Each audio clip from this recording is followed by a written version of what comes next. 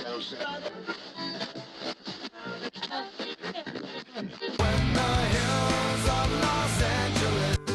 Angeles, I'm and most Hollywood nights. She goes to California, oh, California. What you say about Los Angeles? LA got the people saying.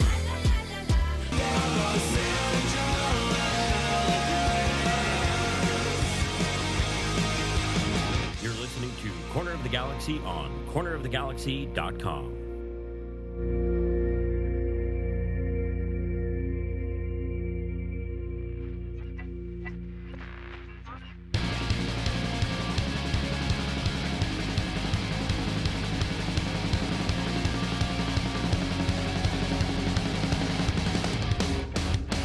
Welcome to Corner of the Galaxy on cornerofthegalaxy.com. I'm Josh Guesman along with Wendy Thomas, and on today's show we're going to recap the 4-2 loss at home to the Sounders. We'll see if Seattle was just that good or if the LA Galaxy really let one slip away.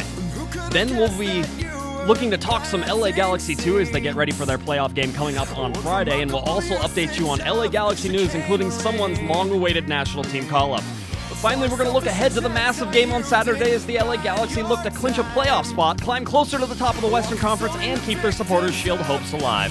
It's a packed show, so don't go anywhere. You're listening to Corner of the Galaxy on cornerofthegalaxy.com.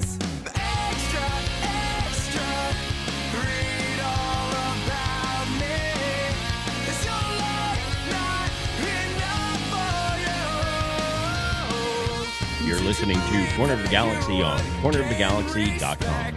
Now here are your hosts, Josh Guesman and Wendy Thomas.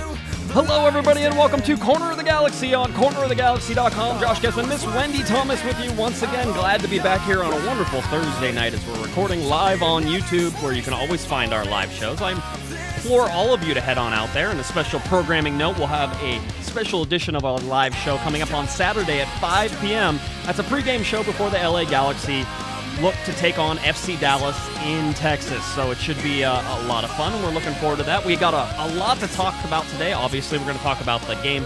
The LA Galaxy lost at home, their first loss of the 2016 season, where they lost 4-2 to the Seattle Sounders. But before we get to any of that, it's time to check in with Miss Wendy Thomas. Wendy, how's it going?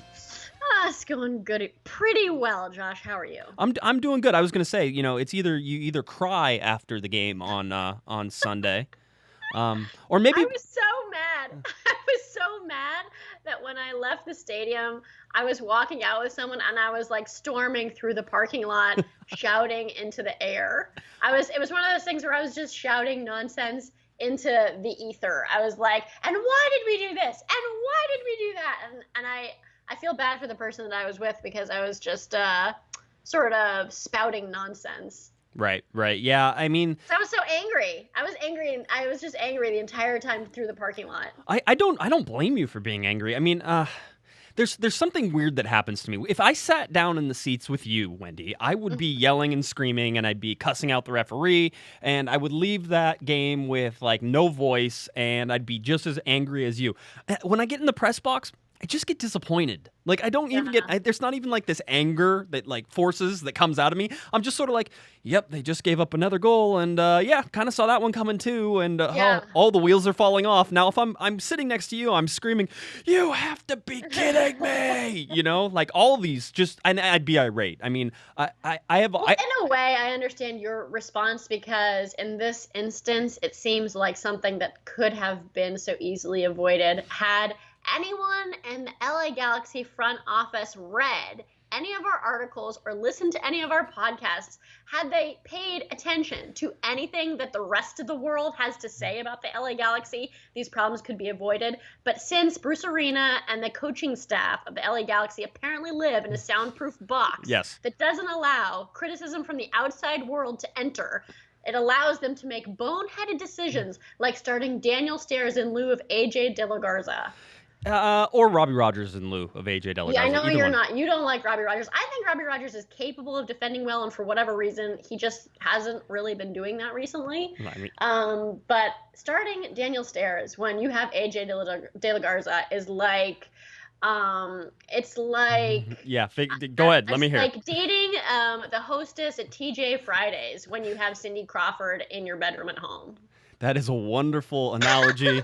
I mean, like, what are you doing, Bruce Arena? Well, what are you doing? How did you get Cindy Crawford in your bedroom, though, at first? I mean, is she there willingly? AJ DeLaGarza clearly is Cindy Crawford in this instance, or, pick your supermodel of your preference, obviously. Okay. It could be a blonde if you care not for brunettes. But I'm just saying that, obviously AJ DeLaGarza, he's an astute defender. Right. He's won MLS Cups. He has proven himself over and over again that he's capable of playing really competently.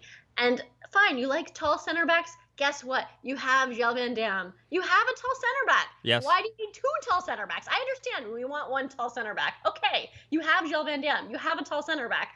Now you also have AJ DeLaGarza. So put in a smart center back. put in the smart one. Yeah, That's the put thing. in the smart one. Don't put in the dumb one. Put in the smart one. Well, if you go to cornerofthegalaxy.com, which I implore everybody to do, you can read my article on starting AJ DeLaGarza. And I made a simple case using basic, somebody called it an analytics article, and I'd like to smack whoever said that, because there's I divided using my fingers. I mean, there was a calculator that had an addition button on it, Wendy. There was no regressions. There was no magical formulas. There was no, giant written out things. This was plus, minus, that type of thing. And trying That's the type of arithmetic you're comfortable with. That is. I went to Arizona State University, as many would tell you. So that is exactly the kind of arithmetic Is that I'm. the Wildcats? No, that's the Sun Devils. Okay, sorry. Oh my God, we're gonna have to mute Wendy for the rest of the show. Sorry, everybody. Anyway, no. So I did this, and I wanted to take a look, just using available data that we had from this season. And the craziest thing is, I made this chart, and this was about as far as I go in terms of ever really researching stuff. Is I made a chart on an Excel spreadsheet that showed the starting position of AJ DeLaGarza, Robbie Rogers, and Daniel Steres throughout the season. And it was just starts. It wasn't appearances. It was just starts, because I'm like, let's just make it easy and sort of take a look at it. And when you look at this chart and what it says that that we don't have no idea how AJ DeLaGarza and Robbie Rogers would play together, because realistically they've never played together without Daniel Steres also still being on the field. So you can never get sort of these isolated incidents to prove that Daniel Steres is this horrible player, because right now, as it looks, it's Robbie Rogers who is not coming out smelling like roses in this. If you just look at the goals against average for the team when these guys are on the field, and granted, there's combinations of them at all times, but at the same time, you just sort of isolate. I'm not saying anything is smart with this, but Daniel Steres has a 1.25 goals against average whenever he's on the field. The team gives up 1.25 goals. AJ DeLaGarza has a 0.95 goals against average. Robbie Rogers has a 1.5 goals against average. And, everybody says Robbie Rogers because of the offense, Wendy. That's what everybody says. And yes, the LA Galaxy score more goals on average score more goals whenever he's on the field. 1.875 goals for, and AJ DeLaGarza has 1.65 goals for whenever he's on the field. But whenever you look at the goal differential, AJ is a plus 14 in goal differential, and Robbie Rogers is a plus 6.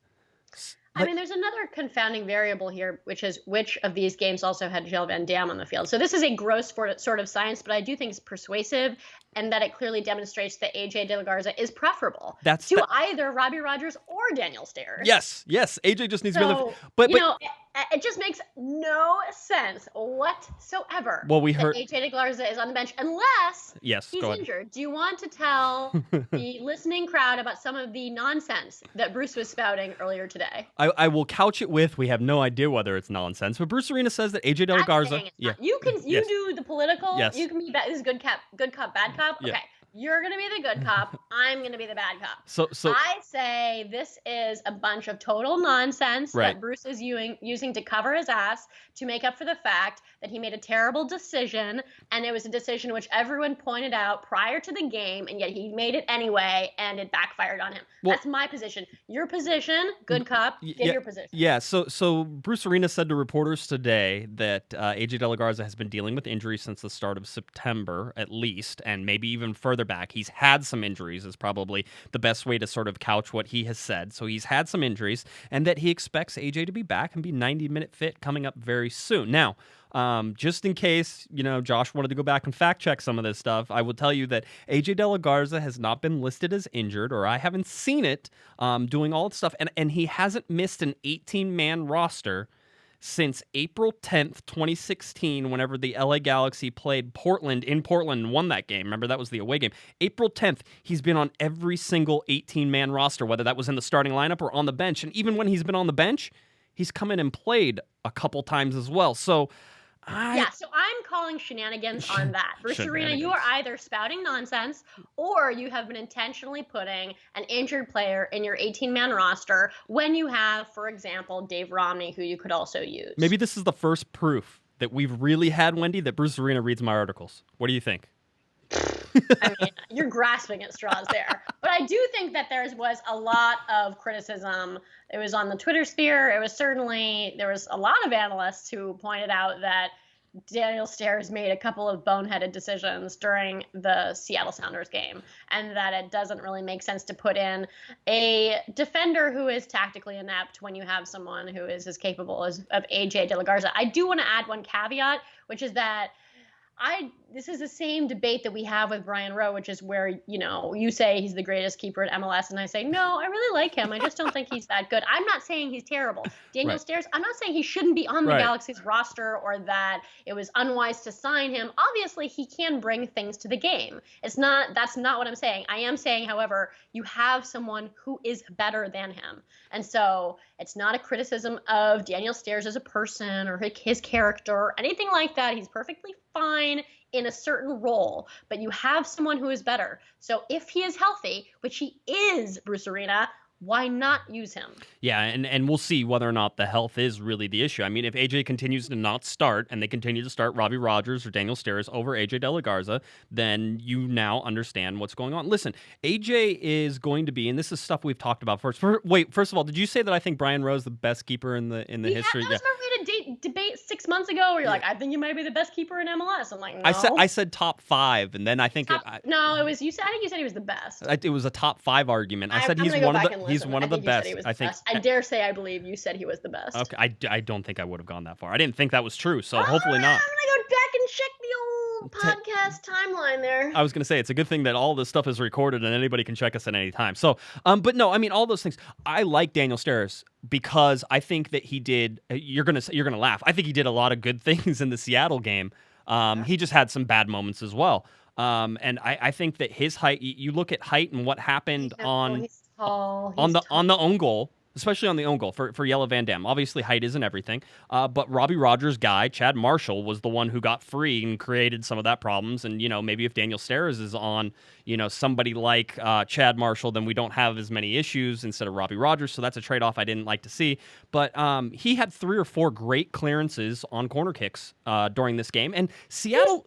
He's fine in the air. He's good at clearances. He's fine. He's fine. His position... I'm not saying he's awful. I'm not saying he's the worst defender ever. He's not. I'm not going into the hyperbole that most soccer analysts do where either someone is the greatest or they're the worst. He's fine. He's okay. He can be on the LA Galaxy's roster. It's okay. But there's no reason, if AJ is healthy, that he shouldn't be in the starting 11. You can put him at right back. You can put him at center back. You want to put him for Roger Rogers? Yes, okay, he's better than Rogers right now. I don't know what Rogers is going through right now. Something. He's not quite right. It's not good. Right for whatever reason. But there's no reason AJ shouldn't be on the bench. That's our base argument, and that's the thing that I think everybody agrees with. AJ should be playing. And this is something that Josh and I disagree all the time. If we're agreeing about something, what are the odds that it's wrong? No. Lots of people say that, and I've talked to people in the press too. We're not on our own here. This isn't some huge surprise that we want AJ DeLaGarza on the field. He should be on the field, and quite honestly, the fact that he's not really does lead me to almost believe that he has to be injured, Wendy, because Bruce Arena is too smart to not have AJ DeLaGarza on the field. So it's one of those things. I don't know. I'm starting to think that Bruce Arena falls into the category of someone who is capable and great if he's doing his job really well. But after so many years of reading press about yourself, where it's like, he's the best, he's just starting to believe his own press. And he's smoking the ether of like, well, I am the greatest, so every decision that I can make in, a solid wall without any, feedback from the outside world. So if I think that someone is good, then I'll just put them on the field and be damned the statistics, right? Well, I mean, that is Bruce, right? That is the thing. I also think that, would you really want Bruce Arena to, acquiesce to the whims of fans? I don't want him to second guess himself. I wouldn't want him to be a nervous Nelly coach manager, but he would never be that. No. I mean, that's just not in his character. He's like the most and this is a compliment in some ways, he's extremely arrogant. Yes, he But is. I mean, there's a way to be arrogant where you still can absorb data, right? It's like what they used to say about George Bush, his opinion on Monday is the same as it is on Wednesday, no matter what he learns on Tuesday. Right. It's like you should be able to adjust your opinions in order to reflect circumstances as they are, as they change. And if you can't do that, then you're not capable of changing and learning. And if you're just going to be a stalwart that doesn't modify, in response to feedback and in response to reality, then, you're just sort of a calcified, obsolescent fossil. Okay, everybody pull out your thesaurus and start drinking for the word points. Wendy went big words on us again. I don't know what else. No, listen, you're right. You're right on all that, and I have no problems. As my good friend Chris Tucker says, he says, if you are not changing your opinion based upon facts or information that is coming into you, then you're not an adult. All right? Yeah, exactly. That's the mature position. The mature position is someone who can absorb information and say, I think my opinion might be wrong, because you've just given me a lot of really salient points. I think I might be wrong. Maybe I should change my mind. Yeah. And unfortunately, this is maybe just is modern life, because in our political life, in the life of, in sports, in entertainment, I feel like in so many arenas, everyone's response to being told that they're wrong or receiving information that is diametrically opposed from their viewpoint is just to cut it out and not listen to it. But that's not the mature thing to do. No, that's not. And I think I think you're seeing a lack of maturity across all forms of social media in most days. But that's a different podcast. We'd have to do a whole different podcast in order to even touch on that. That is going to be our next spin-off podcast. It's going to be 21st century sociology and social media. I will produce that. I'm not hosting that one. That's for sure. All right, let's get to the LA Galaxy and the Seattle Sounders real quick. Obviously, it's a 4-2 loss. Was the score difference that big? The answer to that is yes and no. I've gone back. I've watched the highlights. I've seen this game now 3 horrible times. Oh, that's awful. I feel so bad for you. These are the sacrifices I make for all of you lovely listeners, is that I watch it. You couldn't pay me to watch that game again. Yeah, it's not as bad, actually, whenever you know what's going to happen. You can actually see the plays develop and everything that happens. And listen, the LA Galaxy absolutely dominated that game from the word go in the first half. And the fact that they went in 1-1 at halftime just killed them. Absolutely killed them. And that's, we're going to talk about, I think in this game, you're going to talk about game-changing moments. The first game-changing moment was that own goal that goes off of Yella Van Dam and into the goal. And Chad Marshall created the traffic for that. And Robbie Rogers didn't track him very well. And the ball goes into the back of net. It's unlucky. Of course, Yella Van Dam's first goal in Major League Soccer is going to be an own goal. Like, that just sets it up perfectly for his playoff run where he scores 6 or 7. So I'm waiting for that to happen and anticipating it greatly. You look at that, and then the other game changer is obviously the first Morris goal and his play on Steres. And you can say there's 2 things that I want everybody to take away from this. One is Daniel Steres' positioning was not good. All right, and he allowed Jordan Morris to manhandle him. And maybe Steres doesn't need to be so physical in that particular case, because Wendy, here's the unsmart thing he does is he pressed that play when maybe he didn't need to, and there was nobody back for the LA Galaxy. He was the guy who was back. And if you want to blame people for that reason, because you shouldn't just leave you should never leave Yella Van Dam kind of all alone by himself, because he's not the quickest, but he's really good at recovering, right? And Daniel Steres, you should never leave alone, because he can get pulled out of position a lot, and that's what Morris did, pulled him right out of position. So you should never leave him alone. You should anticipate that. And I thought that Robbie... But you can leave AJ alone. You can. Well, hopefully you don't. But yes, you can. This is not something... It's team defense. And the fact that the LA Galaxy turned that ball over to begin with Yella Van Dam press forward, with Ashley Cole press forward, and you leave Robbie Rogers, who doesn't anticipate the pass at all, because Rogers is the safety valve on this.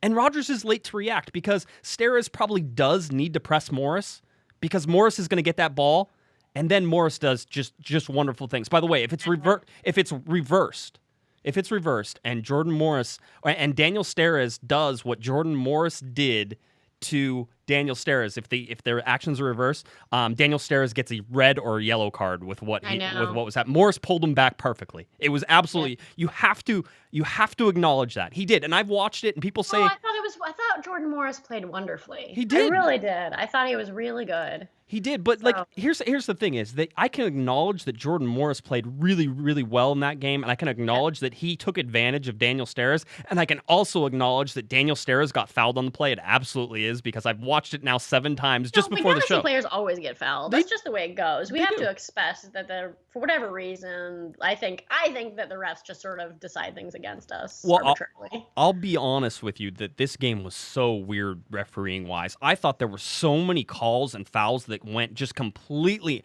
untouched and horrible plays where I remember Giovanni Dos Santos was running down the middle trying to get open for a ball. I don't know if Robbie Keane had it out on the wing and he's trying to get over, and Dos Santos gets taken down behind the play. It's like the most obvious takedown, right? And I know. And everybody nothing ever gets called. And when you foul Galaxy players, nothing gets called. When Galaxy players foul anyone, it's like we're accused of murder. Yep. But I actually noticed that in the context of Sebastian Lletget. When he's playing in the central midfield, he is savaged. He is absolutely savaged. There are players who basically NFL tackle him. Like, their players essentially I saw like 3 players essentially grabbing him and yanking him down, and he does a great job of staying on his feet. If you see him, he like struggles to stay on his feet. He's like thrown off balance and he's scrambling to stay up. And I'm like, this is outrageous and insane that this is allowed to happen to Sebastian Lletget without a foul being called. But I've accepted now. I think I've emotionally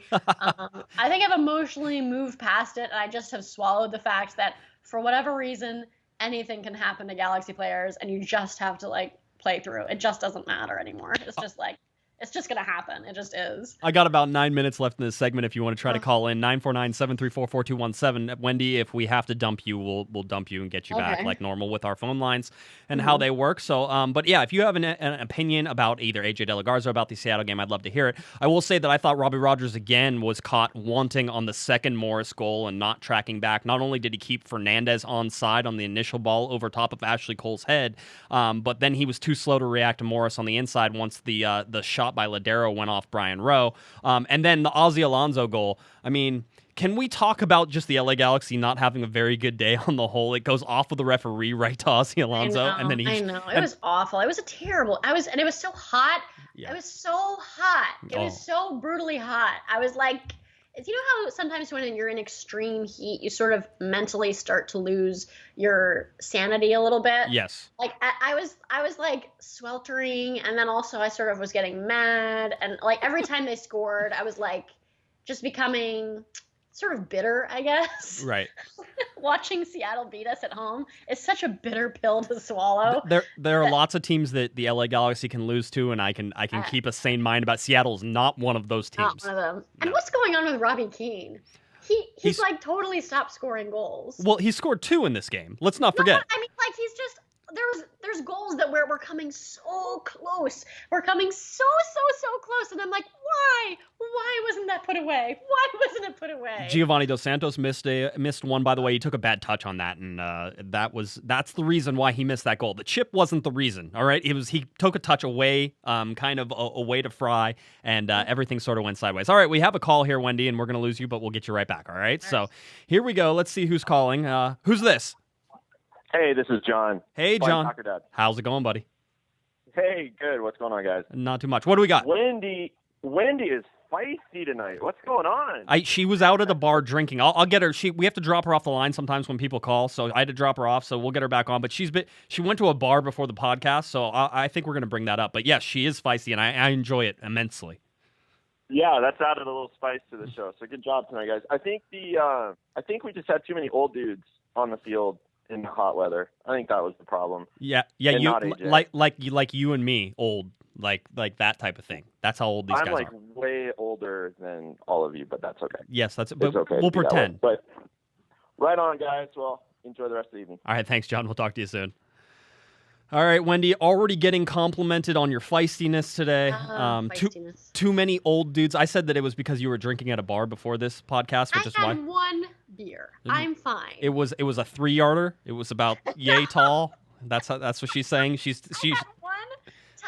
little wee IPA. Yeah, well, I understand. It's fine. It was just 9.5% alcohol. No, it was. It was fine. Wendy, I do the same thing in here. Sometimes I drink beer while I'm recording the podcast. It's fine. No, but regardless, John basically saying that there's too many old dudes on the field and it was too hot, and all of that would be true, except that the Galaxy really outshot Seattle, almost outpossessed them, which for an LA Galaxy team would be like ridiculous. Outshot them on goal too. I mean, this is something that never happens to LA. For all you people who like the shots on goal, the LA Galaxy had like 3 shots on goal in the first 10 minutes. They were just all right at somebody. And I will tell you this, Wendy, the goals scored by Robbie Keane to me are so just that's such huge misinformation in regards of, you're thinking, Robbie Keane's getting hot for the playoffs. I will say that under no circumstances did I think Robbie Keane was getting hot for the playoffs. The goal he scored from the center of the field, and 4 yards away whenever Sebastian Lletget did all the work for it, basically, is great. And that's fine, but don't tell me that like Alan Gordon wouldn't have scored that goal as well. Yeah, I mean, there's very little to take from this game as positive, other than I do think we played well the first half. I do still like Sebastian Lletget as a central midfielder. Love it, yes. I still really Gel Van Dam, other than the own goal, was great. I thought he was very good. I thought, here's my unpopular opinion for the podcast. Not just that I think Daniel Sturridge should stay in the middle, but and you also don't like Robbie Rogers. And I also don't like Robbie Rogers. I just haven't decided. I know he's not doing well right now, but part of me thinks, he could just turn it around. Right, but my unpopular opinion for this podcast is that Jeff Lorenowitz, I think, was the man of the match, and he played well. He did. And he helped Sebastian Lletget so much in this game and allowed Sebastian Lletget to do so much that I gave him my man of the match. And I love Sebastian. I saw all the stuff that he did. I didn't want to minimize that. But brutalized. He was being brutalized. No, I'm going to give you that. I think Big Red was good this game. Be prepared to get yelled at and screamed at for this. But this game, I'm not saying like he's the greatest in the world, but during this game, I thought he was really good. All right. And once again, I think Sebastian Lletget getting manhandled, refs getting manhandled. It does. None of the referees listen to this show. I'm almost positive. Because he looks all buff and jacked, and they're just like, how could anyone really foul him? But it's like with Zardes. You see Zardes, it's like, how could someone foul Zardes? Well, you can. You can break his foot. He still gets fouled all the time. Well, the other thing that's sort of interesting is that I think Sebastian Lletget is one of those players who's so much quicker than everybody else that he works himself into getting fouled because people are always late to wherever he's at. So he's one of those players. He moves his feet really quickly. Yeah, no, listen. He's slow. I'm not saying he's fast. Like in a foot race, anyone could beat Sebastian Lletget. I could beat Sebastian Lletget, but his feet are really He's quick. Fast. He's quick. You don't have quickness and being fast are two different things. Sebastian Lletget is quick. He reaches top speed in like half a step. That top speed isn't very fast. His top speed's not fast. But that's fine. The other thing that I think I want to highlight in this game is that you got to get Bazio Husidic out of the starting lineup. He makes the right-hand side, if you're going to put him out there, which he was out on the right-hand side, he makes the right-hand side so slow. You have to stop that. Why was Raul in there, man? He played the night before. All right, we got another phone call. Let's see if we can take this one. 559, who's this? This is Raul up in Visalia. Hey, Raul, how's it going, buddy? Good. I just want to say I love that fire that Wendy's bringing to the show today. It's great. Beer or no beer, she's doing great. And I totally agree with you, Josh, about Robbie Rogers. AJ needs to start over. Yeah, AJ. Yeah, Raul, AJ needs to be in the starting lineup. However this happens, AJ needs to be in the start. I don't care if he goes in for Daniel Sturridge. I'm not going to cry about it. But for me, Rogers has provided nothing going forward on offense besides that cutback pass that he made to Landon Donovan in the Sporting Kansas City game, and he can't cross. And for me, that's I'm done with it. I want AJ out there. He gives me just as much. All right, Raul, thanks, buddy. I appreciate it. Take care. All right, let's go back to Wendy here. All right, lots of some support for me, a little support for me. Robbie Rogers support. Robbie Rogers out, AJ DeLaGarza in, and another vote for you. You are the star of the show so far, which everybody knows. You are feisty. Drink before every podcast. He said Raul says beer or no beer. You're his favorite. Beer or no beer. Okay. All right, I think beer. Quite honestly, if we're gonna, if there's two choices. Beer's up. Yeah. We should do what we should develop, Josh. I just had an idea. Yes. Why don't we develop a Corner of the Galaxy drinking game? And we should record a podcast during a game sometime where we play the game as we watch and record a podcast. I would be interested to see what happened. I am 100% for that. No Okay. problems with that. All right. Let's see. Anything else? Final thoughts? We're right at the end of the first segment here, and I want to take a quick break before we look ahead to FC Dallas. We always got to close the book on one game before we look ahead to another one. So, are we good with Seattle? We think we understand. I'm not good with Seattle. I feel like my heart was ripped out, but I think it's time to move on. Okay, well that works. That's easily done. So all right, let's go ahead and take a quick break. Whenever we get back, we're going to be talking FC Dallas, also some LA Galaxy news as well. A lot to talk about still. You're listening to Corner of the Galaxy on cornerofthegalaxy.com. Don't go anywhere.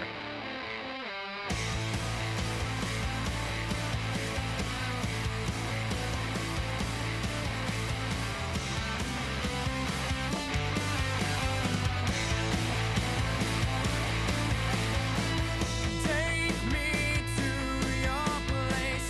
No, it's not late. Turn the scream into a whisper. Loveless and annoyed. Let me fill the void. Show me what I've been missing.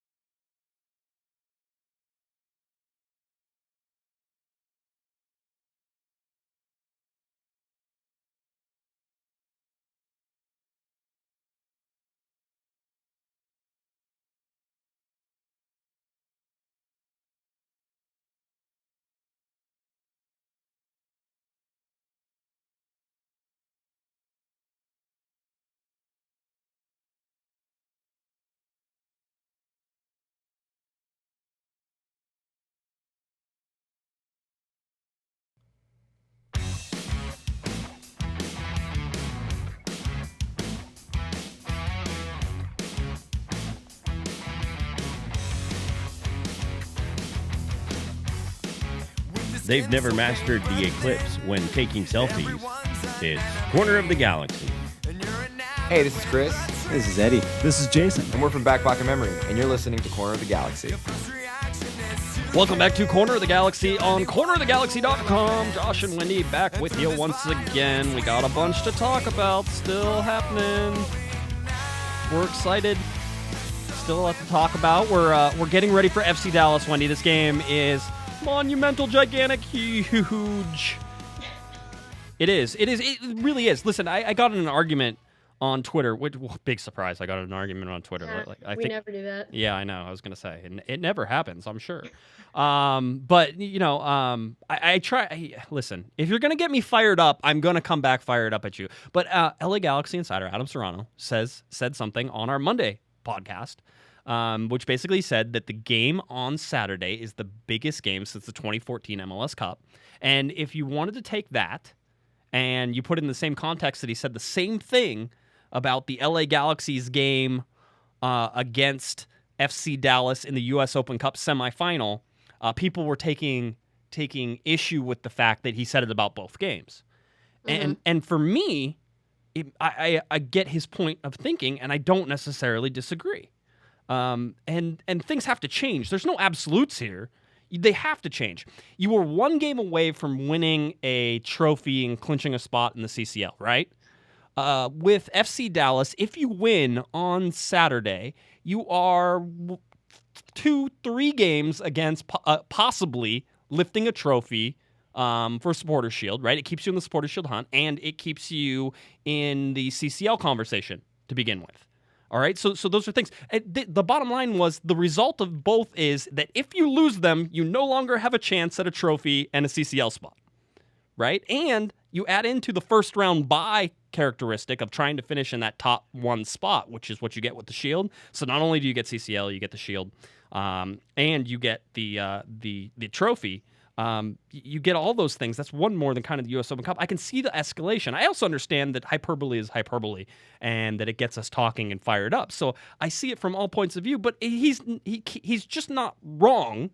All right, there's an argument to be made. I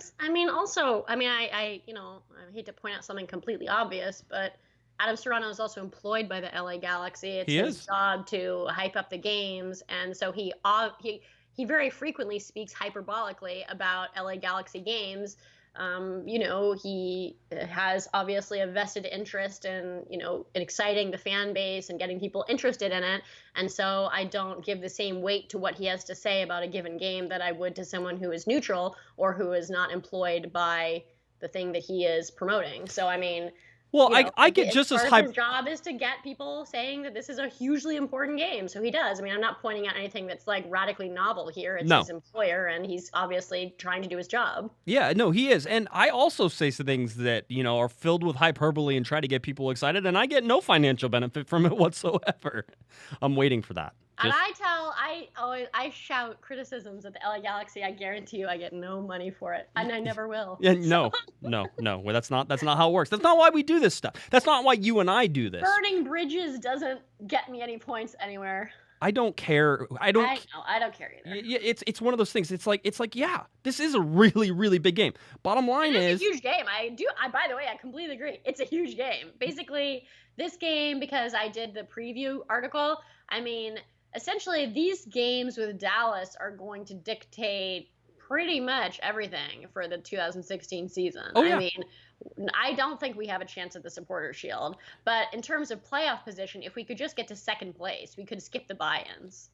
Games, that would be nice if we could skip those. We'll get to second place and be the team that didn't receive a CCL bid and have the next best record and receive a CCL bid. We could do that too. So no, there's importance to having happen. Listen, I don't think Colorado's playing that well.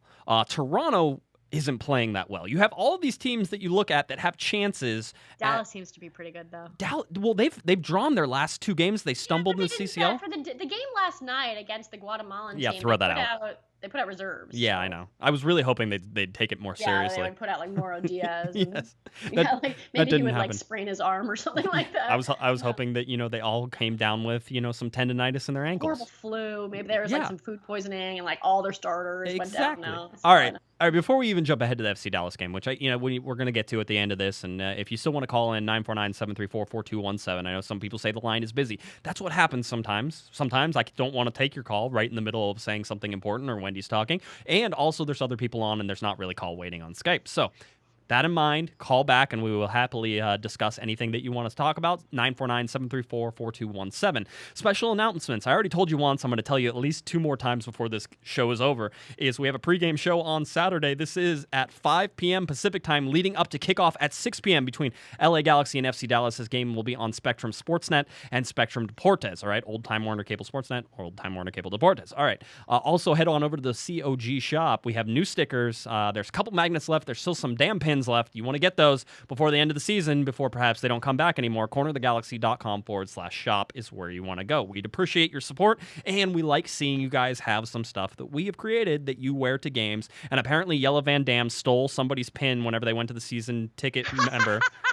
thing, which I love. I'm like, Yella, I even told him on Twitter, I'm like, Yella, if you want pins, just ask. I will give you pins. I'm not... Yeah, Manny knows what I'm talking about. So anyway, yeah, he stole his pin, and I really love Yella Van Dam. That guy has a sense of humor. He's like, "Are you gonna give me that pin?" And apparently he's like, "Yeah." Which I would do too. But Yella, again, I know you listen to the podcast as well. Just if you need pins, him and Bruce listen together. Yes, they're in their onesies at home right now. That's what they do. They can. I will give you pins, Bruce. If you want a pin too, I'll get you one. I think you should wear one. Quite honestly, during a game, that'd be great. Really makes the track suit sort of flash a little bit. All right. LA Galaxy team news real quick. Giovanni Dos Santos called in the Mexican national team. Yes. This has nothing to do with... Finally some good news. This is what you want for Giovanni Dos Santos. Keeping Gio happy isn't muy importante, all right? That's about as much as I will ever get in terms of my my Spanish. All right. That's interesting. That's an interesting interesting point. So you think the fact that he hasn't been called into Mexico has made him really unhappy? I always thought that he was okay with it. He was biding his time, maybe waiting for a new coach. Hold on, we have a call. We're gonna get back to that. All right, 951. Who's this? Hi, it's Juan. Hey, Juan. From Rialto. Great calling in, buddy. What can we do for you tonight? I had a quick question. Yes. I'm fairly new fan of the club within the last year. My question is, why do we have our supporter groups separated? Oh, this is one question. This is great. Is that it? That's the question. I want to make sure I get all of them. Okay, cool. I will answer this. I'm gonna get Wendy back on the line because sometimes we lose her whenever we do it. But Juan, I appreciate the call, and we're gonna take care of you here. I have the answer for you on this one. All right. Thank you. All right, thanks, buddy. We'll talk to you soon. All right, Wendy. We have a great call. We had a great question. It's a new fan of the club, Juan. He's asking why the LA Galaxy supporters groups sit separately from each other. He says he's a new fan. He's been going to the games. He just doesn't get it. See, and I've had Juan. First of all, here's the deal, dude. Is you need to go back and look for. I did a supporters group podcast at the very beginning of this year. So go back, check on SoundCloud, and try to find that. And if you can't find it, it was like in February, I think. Yeah, it was in February, and I had a member from each supporters group and the rep from the LA Galaxy who deals with the supporters groups come into the studio, and we did a show. All right, and so I asked this question, but I know the answer to it. The bottom line is they don't get along very well. They each have their own individual ideas of what a supporters group should be, and they're all very, very different in that regards. And I would love to have them all sitting together, and I think that in the evolution of things, eventually down the road in 20 years, they all should be in one section, and they all should be cheering together. But they have differing ideas, and that's really, the way that they were created has changed sort of how things are too. I mean, just LA Riot Squad was sort of created by Kevin Hartman, former LA Galaxy goalkeeper, who was on our show not too long ago, which was fun to have happen.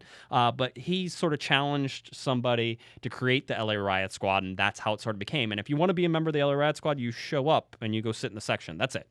There's no membership fees. There's no sort of sign. There's no special. You literally get a ticket into the stadium and find your way into that group. You don't have to have a ticket in that section. They won't kick you out. Just go sit in the section. That's how it works. All right. So they're sort of very open and very that's sort of their thing. And I hope if anybody from any of the supporters groups, if you think I'm saying this wrong, write into me and I will correct anything. I'm trying to do the best for all of you.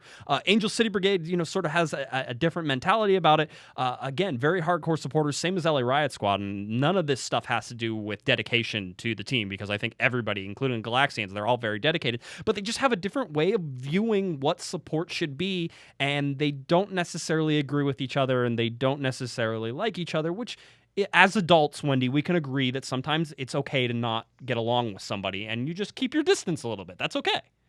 No, it's fine. I'm very proud of the LA Galaxy supporters groups, and I will say, I was sitting in the shade in the game on Saturday. Their supporters were all in like blazing hot sun, and I said, I think twice or three times, I just looked over at them, and like some of them, they stand and shout and wave flags and bang drums the entire time and screaming.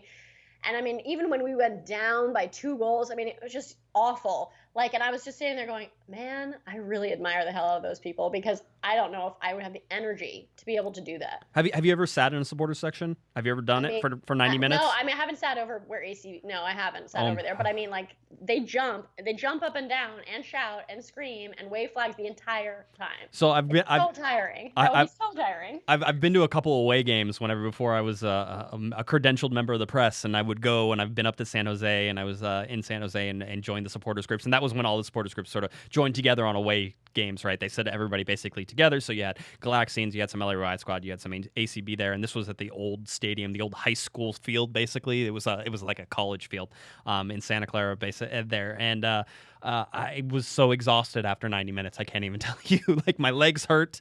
I was, I'm just not in shape for that. So my hat's off to any supporters group that does it. But Juan, thank you for calling in. I hope that we can help sort of guide you in your newness to the LA Galaxy. I'm very nice. Wendy can be nice on occasion. So just ask us any questions. Rarely am I really nice though. That's all the time. Sassy. I think I'm the sassy one. You're definitely like, the sassy one. If this is like the facts of life, right? I would be like Joe. I think. Oh, okay. And I would be Tootie? Yeah. Okay, good. I'm glad we figured that out very quickly. That's very good. Okay, so Giovanni Dos Santos, I do think that keeping him happy and that he was upset about not being. How can you not be upset about not being on the national team? That just doesn't make sense, Wendy. If you, I just thought the sense that I got when he was interviewed was always like, I'm going to bide my time. When it comes, it comes. political. Yeah. Political. So, you think he's really been upset? I do. That's fine. I do. And I think this is great. So anyway, he's going to be called up 10-8 versus New Zealand. They're playing in Nashville, Tennessee. 10-11 versus Panama in Bridgeview, Illinois. Obviously, Chicago. That's the Chicago Fire's home at Toyota Park there on October 11th. He will miss 0 LA Galaxy games because there is an international break during that time. Yay! A quote from Giovanni Dos Santos that he was talking to LAGalaxy.com. He says, I feel very happy to be back with the national team after a year of not being there. I've been working really hard to be back there, and I'm excited to get back to the national team. Let's see. I feel like I'm in good shape right now. I go there with a lot of confidence, and I'll try to do my best to help my national team. So Giovanni Dos Santos. This is good. People are already tweeting me, I hope he doesn't get injured. Just stop. Don't even put it out there. Don't talk about it. He could get injured getting into his car on the way to training tomorrow. All right. All that's I've got. Just let it go. Let's hope everything's fine. So that's what it is. All right. Gyasi Zardes could be back, Wendy, by the end of October. How is this possible? I read this too. How? He had a broken foot as of about, it only happened like a month ago, right? It's not that long ago. It was probably about a little bit more than a month ago. I'd have to go back and look at maybe 5 weeks, 6 weeks. Someone recover from a broken foot in a month. Listen, just because he says he'll be back by the end of October doesn't mean he'll be playing games by the end of October. I think basically he'll be back to training. He's not training now. Yeah. So I just don't see it, and just everything I've seen so far says no, that's not necessarily happened. So anyway, just wanted to throw that out. Bruce Arena is hopeful that could happen. So hopeful Bruce doesn't care what he tells us, is what I think. I think he likes to mess with us, quite honestly. Yeah, I think he frankly just could say absolutely anything, and he's just laughing in his car on the way home. Can you believe I told those guys that? He very well could. He very well could. In fact, I think he does do that on a regular basis. LA Galaxy 2. Let's talk real quick about LA Galaxy 2. I'm going to give you this quick primer on the USL playoffs. LA Galaxy 2 will play on Friday, September 30th. This is at 5:30 p.m. Pacific time. The game can be found streamed live on LAGalaxy.com. They're headed to Swope Park Rangers at Children's Mercy Victory Field at Swope Soccer Village. Of course it is. That's exactly where they should be. The last time these two teams played, it was August 27th, and LA Galaxy 2 lost 2-1. This is the USL playoffs. There are 8 teams in the USL playoffs from the Western Conference, 8 from the Eastern Conference. Your 8 teams from the Western Conference: Sacramento Republic, Rio Grande Valley FC, Colorado Springs Switchbacks, Swope Park Rangers, LA Galaxy 2, Vancouver Whitecaps FC 2, OKC Energy FC, and Orange County Blues get the 8th and final position. It is 1 versus 8, 2 versus 7, 3 versus 6, and 4 versus 5. That is your matchup. Single elimination, lose and go home. Wendy, now you're going to ask me, will the LA Galaxy 2 win this game and continue on in their playoffs? Josh, will the LA Galaxy win this game and continue on the playoffs? No, they're going to lose. I love these kids, and I don't say that with like being jovial. I really love the LA Galaxy 2 team. I think that they did great, and let's dose. Love them. Yeah, a ton of fun. Losing Jack McBean was huge. Whether or not Raul Mendiola is playing for them is going to be a question mark, because you're going to want to watch the game on Friday night to find out whether you think Mendiola is going to play on Saturday for the LA Galaxy. If he plays on Friday, he's not playing on Saturday. Yeah, it's just not going to happen. So you can keep an eye on that. But for me, they just have been so inconsistent. Could they win this game? Absolutely. Could they win a bunch of games and play? Yeah, of course. It's the playoffs. You get hot and you can win.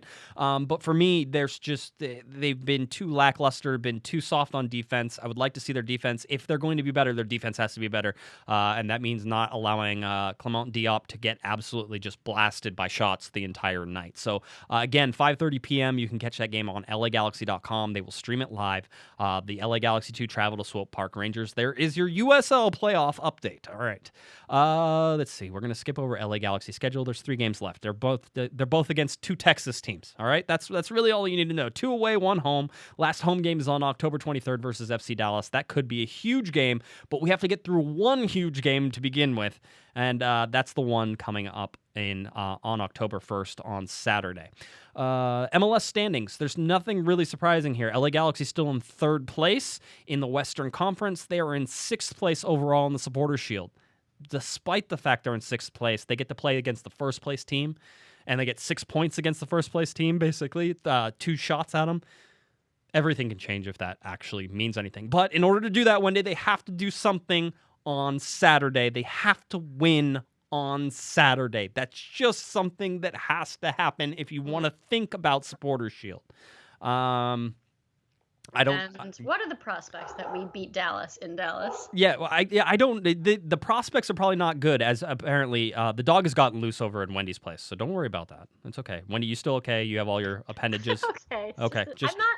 My house is being fumigated. I told you. those are some loud termites. All right. You should have it fumigated if those are termites. All right, no problems. I like to actually acknowledge sounds when they happen to make everybody think that like we didn't hear them, right? It's like we're not sitting here not hearing. I hear lots of things. I'm staying at my best friend's house. She owns a black lab. That's the way it goes. That's fine. We had a Bruce Arena interview where his dog barked the entire time behind it, so it's not a big deal. Let's see. FC Dallas. Here we go. We talked that they just drew at RSL 0-0. They also drew in their CCL match on Wednesday night, in which they played a bunch of reserve players, and the guys who came off the bench for them were actually guys who usually come off the bench for them, so I guess that's okay in that sort of setting. But you look at what FC Dallas has done, and they have been conceding some points recently in terms of they've been getting draws and not wins.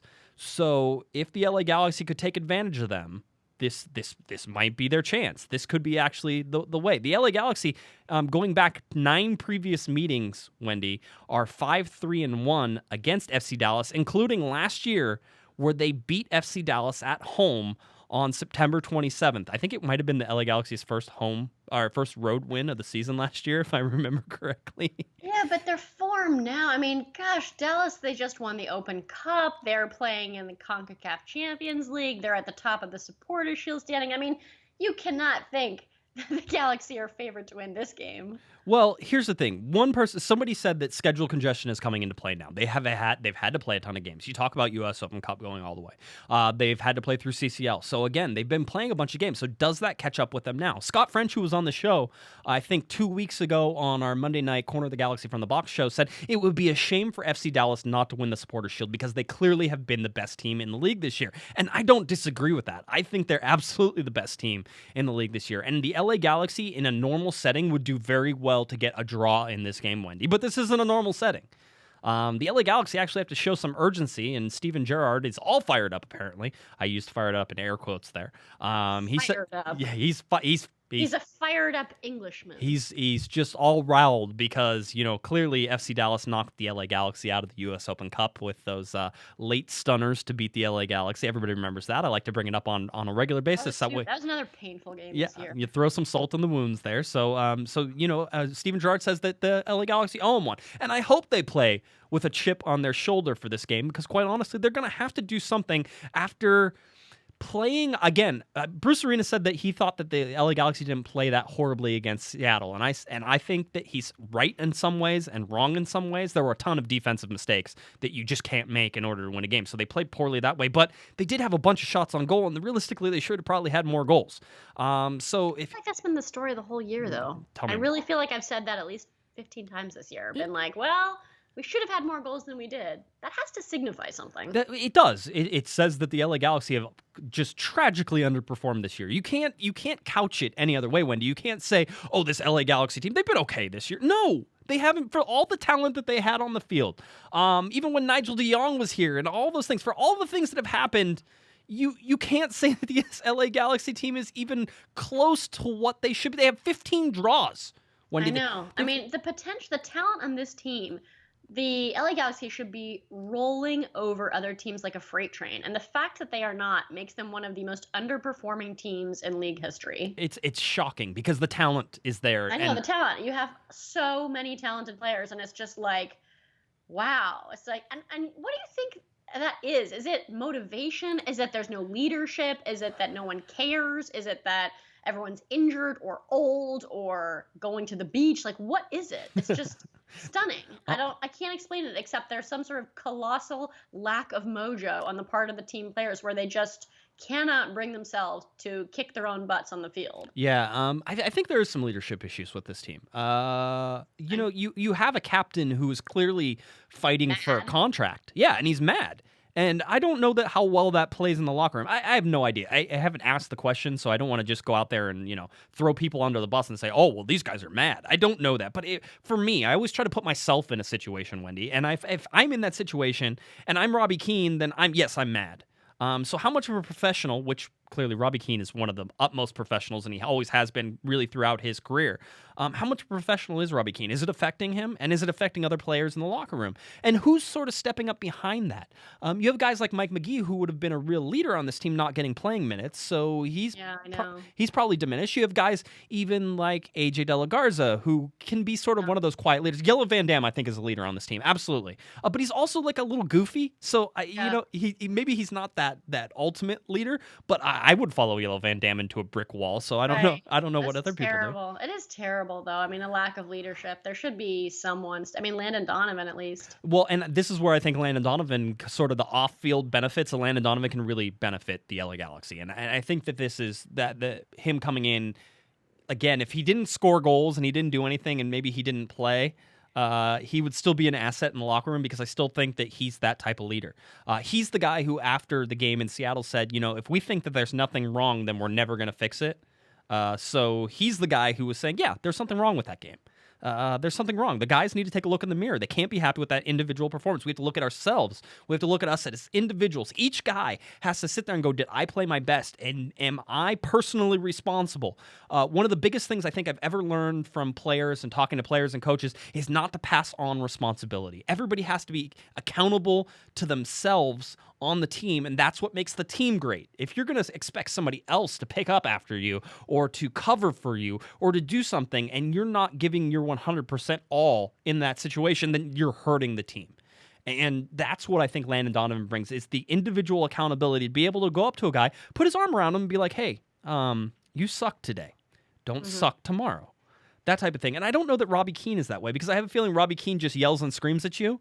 And when you're winning, that's fine. You can handle that. But if you're losing, that might get on your nerves, right? It makes sense. Winning cures all. If the LA Galaxy get on a run, winning, everyone can just, you can yell and scream, and it's like, whatever, we won. But if you're yelling at people over and over again, and they're just beating themselves up, and it's like, I can't do anything right, or... Yeah, I mean, psychologically, that could really wear at the morale of the team. So, FC Dallas game is going to be a big test for morale. It's going to be a big test for leadership. It's going to be about who's in the starting lineup. Is AJ DeLaGarza in the starting lineup finally? Bruce, please. Is Raul Mendiola... Raul Mendiola on the right wing, maybe instead of Baggio. All right, we got one call we're going to try to squeeze in here, so let me see if I can do this correctly. 323, who's this? What's going on, Josh? It's Jose. Hey, Jose, how's it going, buddy? What do you got? Good. Is this the segment where we're pleading for Bruce Arena to start AJ DeLaGarza at all costs, or did that segment already pass? We've that's sort of been the theme of the podcast, I think, for the last couple of weeks. So you were well within your mind to say, and we talked about it earlier in the show, and we just talked about it again. Bruce, please start AJ DeLaGarza against FC Dallas if he's healthy. If all of this stuff is true, and it sounds like AJ DeLaGarza is healthy now, but he was possibly injured. If all this stuff is true, then start AJ. There's no argument against that, right? Yeah, I just have a hard time believing that AJ's been injured, because he's been in the bench every single game. So he has. I don't know. I just have a hard time believing that that's a reason why he's in the bench. I think it might be a cop out, or just benching him and just saying, he's been dealing with this nagging injury the entire month. Right. That's why he hasn't started any games in September, essentially. Well, another thing I wanted to kind of put out there, yes, and I tweeted you about this, is I just hope that Bruce Arena, he's not starting AJ, that he doesn't get any ideas of not protecting AJ in the upcoming expansion draft. Right. I know we're limited to a certain number of players that we could protect. I hope, he doesn't get any ideas of not protecting AJ, because if he's not protected, then any other team, can get him. Either Minnesota or Atlanta, they're going to pick him up, because he's a surefire kind of starter, a proven defender, a champion. And I just really hope that Bruce does not get any ideas of not protecting that player that's a leader in the backfield. Yeah. And one more thing is, glad that Gio got a call up to the Mexican national team. I know he's been working his tail off. Hopefully, again, I know you had the themes of him being happy. I know people are afraid that he might get injured. But, the whole thing that I have is I hope he plays well. He starts the game, he scores a goal, comes back to the Galaxy, and, is on fire for the next 2 games against Houston and Dallas to wrap up the season. So, Yeah, it should be anyway, interesting. Just wanted to give those 2 cents. And thanks again for taking a call. I'm not sure if I'm not sure if Bruce is listening to this podcast, but please start AJ, man. There's no excuse not to start him. I don't care if he starts over even Ashley Cole, and I'm like the hardcore Ashley Cole supporter. Awesome, Jose. All right, buddy. We're going to let you go, all right? All right. Thanks, man. All right.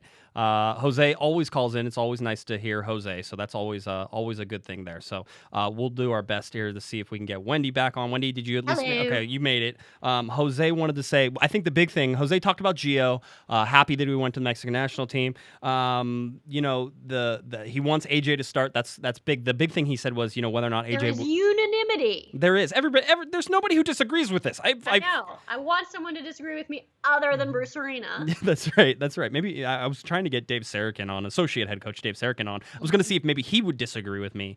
He would do it very nicely, as a matter of fact, if he did. But nonetheless, but the thing he said was whether or not AJ DeLaGarza will be protected in the expansion draft, because there's expansion drafts coming up. Better be. I'll be honest with you. It will be interesting. You can't predict anything yet because we don't know who's going to be here and who's not and how many protected. How dumb would Bruce Arena be if he didn't protect him? I believe he didn't protect Sean Franklin, and that allowed Sean Franklin to go to DC United. And it wasn't like the expansion draft, but it was what it was like, the re-entry draft, right? It was like sort of the free agency they had before free agency, and I still think they have. Last podcast of the year, we should do a list of who we would protect. Yeah, well, and once we know who those players are, because you could have retiring players, and if you have retiring players, you don't need to protect them. Like, you might have to protect Robbie Keane, even if you're going to bring him back on a non-designated player contract, you have to protect him. And he's not an international, so he doesn't even count against one of your internationals.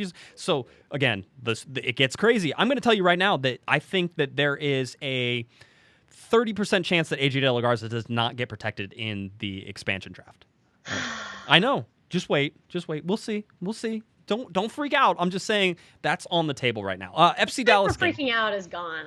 The time now is like we should be drinking whiskey or something. I don't know. Heads up on the FC Dallas game. Yellow Van Dam is on yellow card watch. Jeff Lorenowitz is on yellow card watch. If Yellow Van Dam gets through his one remaining game of good behavior. So if he makes it through this FC Dallas game, then he will have one of those cards removed again. He's on 7, so he'll go back down to 6 and move away from 8. 8 is a tip-off point. It's 5 and then 8.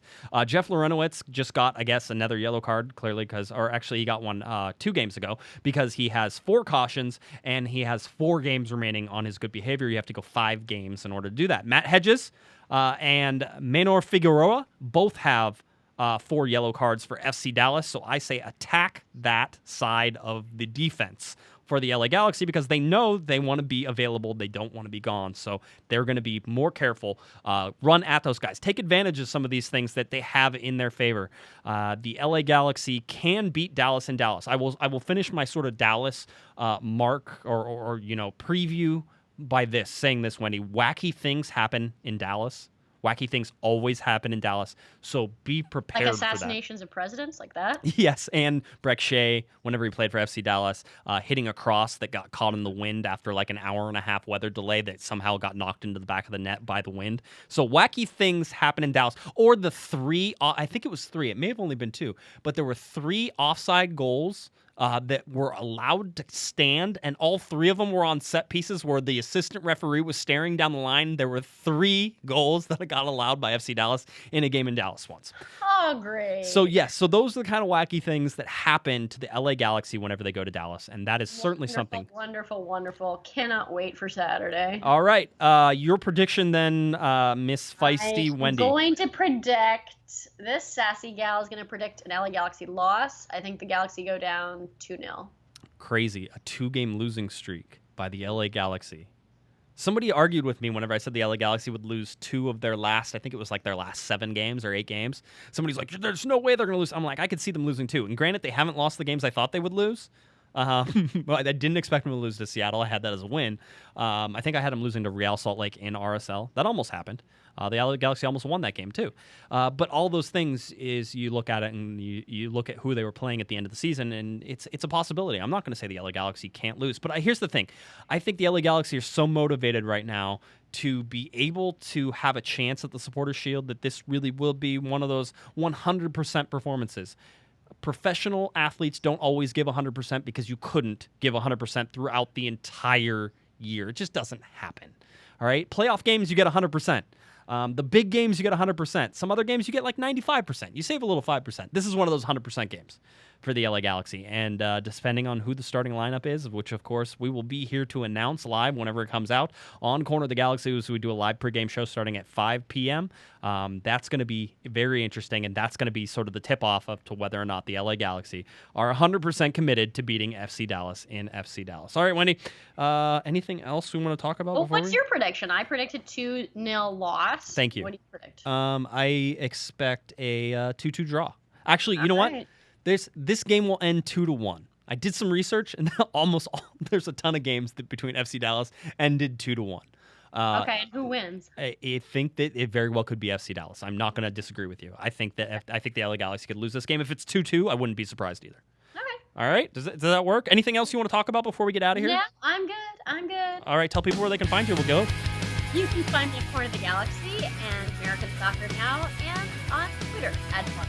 All right. If you're looking for me on Twitter, it's at JGuesman, JGUESMAN. Of course, at Galaxy Podcast, where you can find us on Twitter. Let's see, cornerofthegalaxy.com. Our live shows are there. Our shop is there. A whole bunch of stuff is there. So that's where you want to go for all of your LA Galaxy news. And then you can go on over to LAGalaxy.com. We'll give you our honest opinions. You can read my article about AJ DeLaGarza on there. And all the wonderful numbers that back up the reason why he should be starting if he's healthy, Bruce. All right. Big pregame show coming up again on Saturday before the FC Dallas game. We will do a live show right here from Corner of the Galaxy Studios to get you ready for that 6 p.m. Spectrum Sportsnet kickoff, Spectrum Deportes kickoff at 6 p.m. All right. For Miss Wendy Thomas, I'm Josh Guesman. You've been listening to Corner of the Galaxy on cornerofthegalaxy.com. Have a good one, everybody. You've been listening to the Corner of the Galaxy podcast on cornerofthegalaxy.com. You can follow the show on Twitter and Instagram at Galaxy Podcast. And be sure to check out and subscribe to iTunes, Stitcher, and Facebook by searching for Corner of the Galaxy. And for all of your independent LA Galaxy news, discussion, and entertainment, including this podcast, head on over to cornerofthegalaxy.com. Fans, thanks for listening. We ask that you be kind and courteous to your neighbors as you leave the podcast. We thank you for joining us and look forward to seeing you again. Until then, I'm Michael Araujo, and on behalf of the entire Corner of the Galaxy crew, goodbye, everybody.